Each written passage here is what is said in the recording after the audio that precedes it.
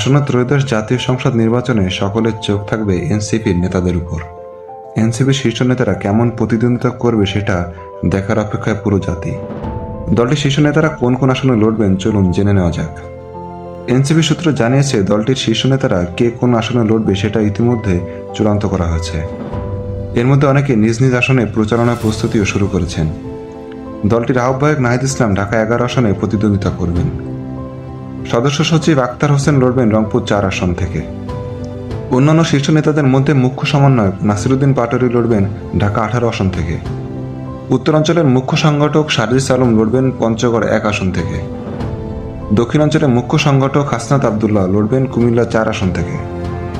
জ্যেষ্ঠ যুগ্ম আহ্বায়ক আরিফুল ইসলাম আবিদ লড়বেন ঢাকা 14 আসন থেকে। জ্যেষ্ঠ যুগ্ম সদস্য সচিব ডক্টর তাসনিম জারা ঢাকা 9 আসন থেকে নির্বাচন করবেন। আবার সরকারে থাকা দুই উপদেষ্টা মাহফুজ আলম ও আসিফ মাহমুদের পদত্যাগ করে নির্বাচন করলে তারাও এনসিপির দলীয় প্রতীকে নির্বাচন করবেন বলে আভাস দিয়েছে এনসিপির শীর্ষ নেতারা। এক্ষেত্রে মাহফুজ আলম লক্ষ্মীপুর 1 আসন থেকে নির্বাচন করবেন এবং আসিফ মাহমুদ ঢাকা 12 আসন থেকে নির্বাচন করবেন।